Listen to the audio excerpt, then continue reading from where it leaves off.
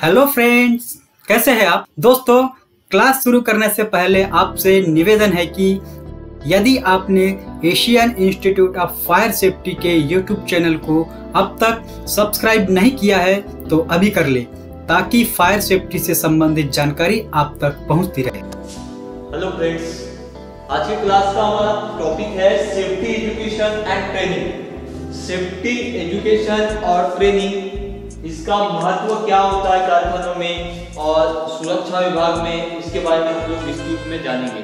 तो सबसे पहले हम बात करते हैं सेफ्टी इंजीनियरिंग। जो कारखानों के अंदर में जो सेफ्टी डिपार्टमेंट्स होते हैं, सेफ्टी इंजीनियर्स होते हैं, उनका प्रथम उद्देश्य होता है सुरक्षा में जागरूकता लाना और कामगारों की कुशलता और उनके निपुणता में जागरूकता लाना, यह उद्देश्य होता है सेफ्टी डिपार्टमेंट का।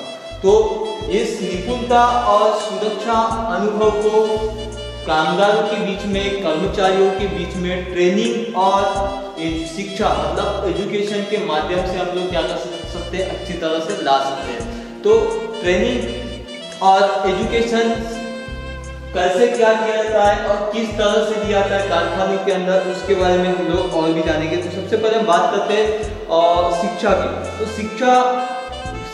शिक्षा से कामगारों का नॉलेज मतलब अनुभव सुधारा जा सकता है और ट्रेनिंग के जरिए से मतलब प्रशिक्षण के जरिए से कामगारों की कुशलता बढ़ाई जा सकती है, उनका स्किल बढ़ाया जा सकता है। तो शिक्षा से हम लोग कामगारों का अनुभव बढ़ा सकते हैं और प्रशिक्षण से हम लोग उनका स्किल बढ़ा सकते हैं, अनुभव बढ़ा सकते हैं। उसके बाद जो भी ऐसा व्यक्ति जो सुरक्षा के बारे में अच्छा जानकार हो, सुरक्षा के नियमों के बारे में, उसके अधिनियमों के बारे में अच्छा जानकार हो, ऐसा व्यक्ति, अलग का व्यक्ति क्या होना चाहिए, स्पेशली सिविल सुपरवाइजर या मैकेनिकल सुपरवाइजर या एग्जीक्यूशन सुपरवाइजर होना चाहिए।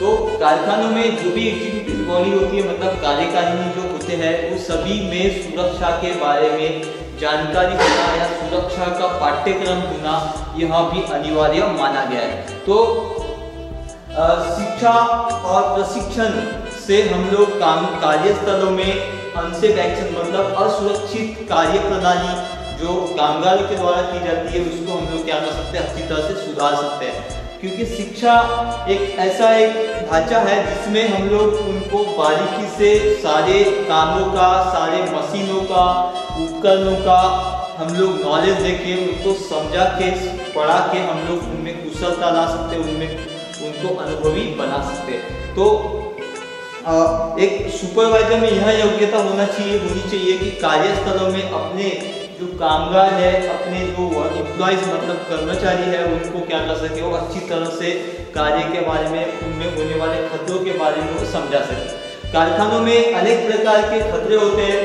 जैसे उदाहरण में अनसेफ एक्शंस, अनसेफ कंडीशंस। तो हम लोग शिक्षा और प्रशिक्षण के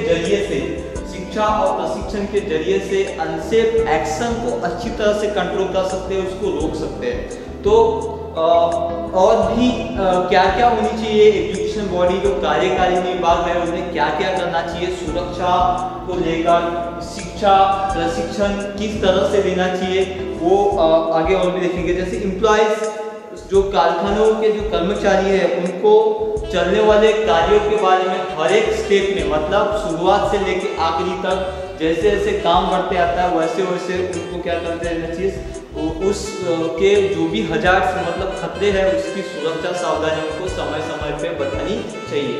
मतलब चलने वाले जो कार्य है, जो कारखानों के अंदर में कार्य चलाए जा रहे हैं, उनके हर एक स्टेप में उन कर्मचारियों को सुरक्षा सावधानी बतानी चाहिए।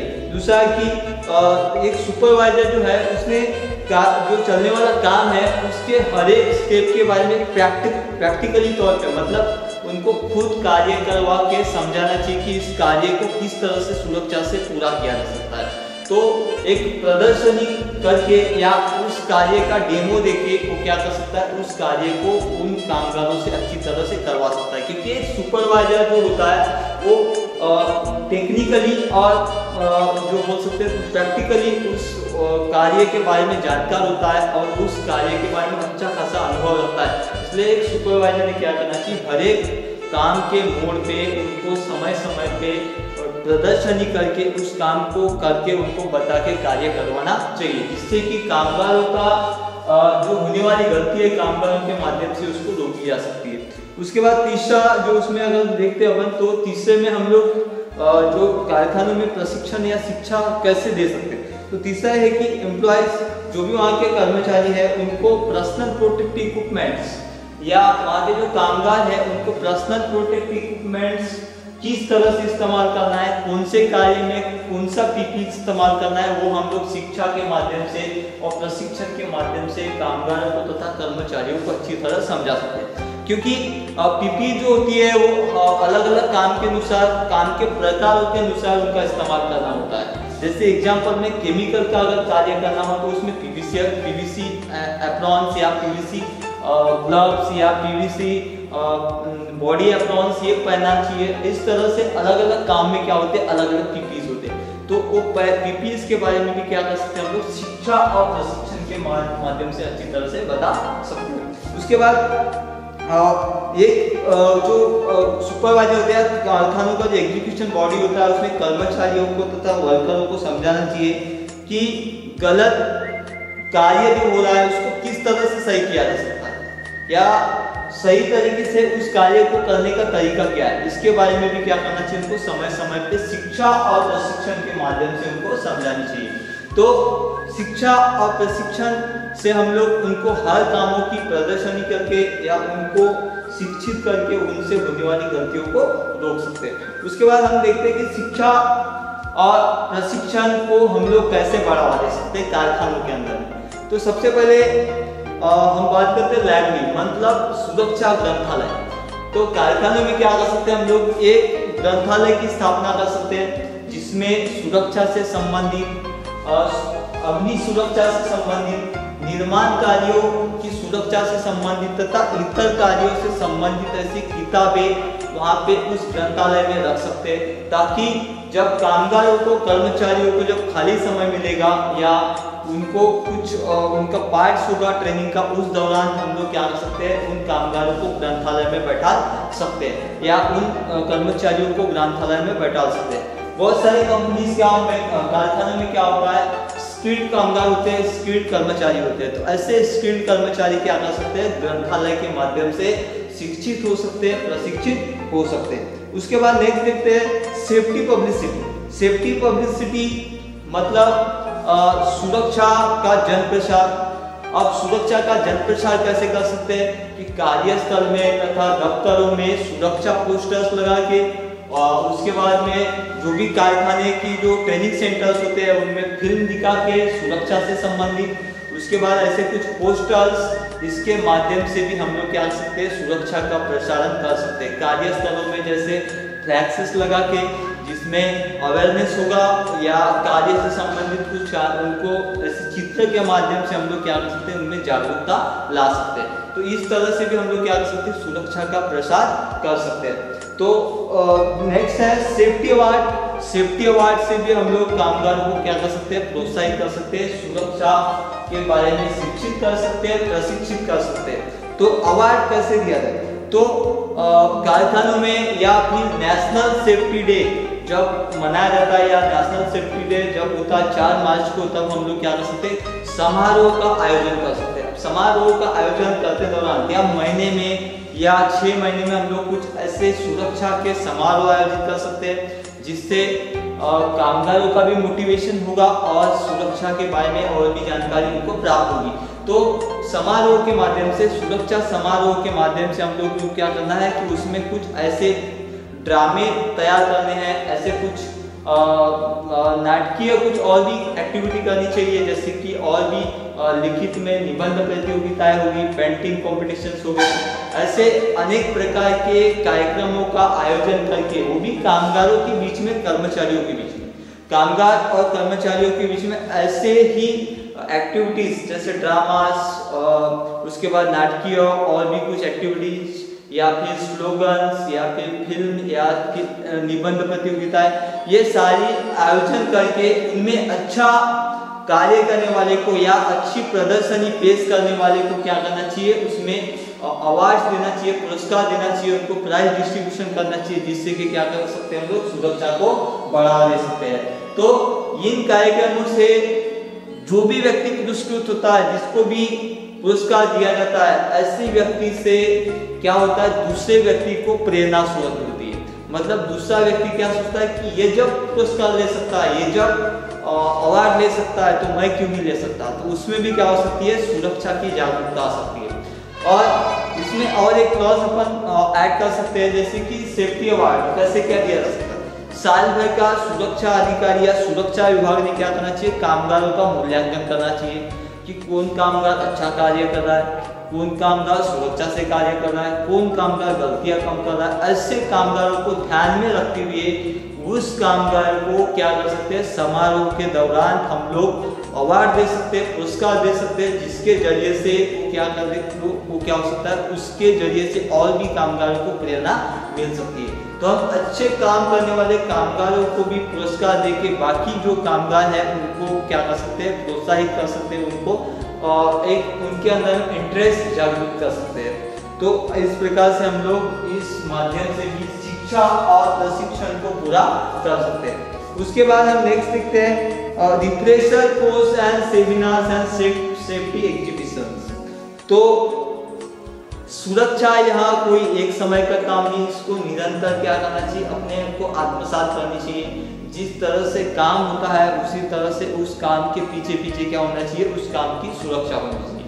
तो सुरक्षा को हम लोग कैसे क्या बढ़ावा दें, और भी कैसे रिफ्रेशर कोर्सेस, मतलब बोले तो तरोताजा पाठ्यक्रम, विचार विमर्श या सुरक्षा प्रदर्शनी, इस जरिए से भी क्या कर सकते हैं हम लोग कामगारों को शिक्षित और प्रशिक्षित कर सकते हैं। तो सुरक्षा के लिए हमेशा सुपरवाइजर ने क्या करना चाहिए, प्रदर्शनी आयोजित करनी चाहिए, कारखाने में प्रदर्शनी आयोजित करना चाहिए। उसके बाद जो भी नए नए कुछ ऐसे सेमिनार्स है, कुछ ऐसे पाठ्यक्रम हैं जो सुरक्षा के बारे में हो, ऐसे पाठ्यक्रमों को उस जगह में अध्ययन करवा के या उस जगह में लागू करके भी हम लोग क्या कर सकते हैं, पूरा सुरक्षा ट्रेनिंग और प्रशिक्षण का जो महत्व है उसको पूरा कर सकते हैं। उसके बाद देखते हैं हम फर्स्ट एड बोले तो प्रथम उपचार। फर्स्ट एड एक महत्वपूर्ण भाग होता है कारखानों में, जो छोटे मोटे जख्मों पर या किसी प्रकार की दुर्घटना होने पर जो पीड़ित व्यक्ति है उसको प्रथम उपचार की आवश्यकता होती है, प्रथम उपचार की जरूरत होती है। ऐसे दौरान फर्स्ट एड के बारे में भी कर्मचारियों को अच्छी तरह अनुभव होना चाहिए, क्योंकि यदि किसी व्यक्ति को हम शुरुआती तौर पे प्रथम उपचार देते हैं तो उसमें क्या हो सकता है, उसकी जान बचाई जा सकती है, उसको हॉस्पिटल तक मतलब रियल कंडीशंस में पहुंचाया जा सकता है। तो फर्स्ट एड के बारे में अच्छा खासा अनुभव एक सुपरवाइजर को होना चाहिए।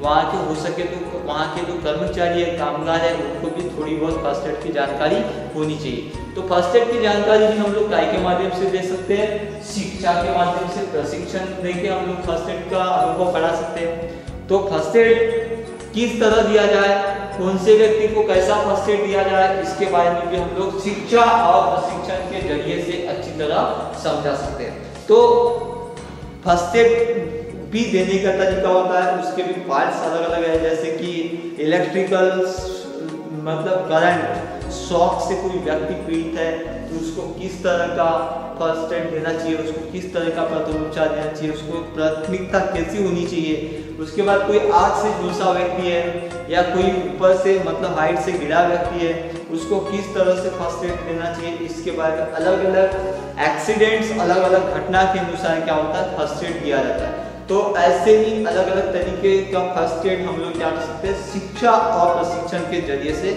अच्छी तरह दे सकते हैं। उसके बाद जो भी एक्टिविटीज है वहाँ की, जो भी कार्य चल रहा है उसमें किस प्रकार की घटनाएं हो सकती है, किस प्रकार की घटना में क्या करना चाहिए, इसके बारे में भी हम लोग क्या कर सकते हैं, शिक्षा और प्रशिक्षण के जरिए से अच्छा अनुभव प्रदान कर सकते हैं। वैसे ही कारखानों में क्या होता है, आग की बहुत ज़्यादा संभावनाएं होती है, आग लगने वाले संसाधन बहुत होते हैं, आग लगने वाले पदार्थ बहुत होते हैं। ऐसे जगहों में हमको किस प्रकार का एक्सटिंग्विशर का यूज़ करना है, किस तरह से उस आग को बुझाना है। क्योंकि जैसे हम लोग फर्स्ट एड की बात करें वैसे ही फर्स्ट एड फायर सर्विस में भी होता है।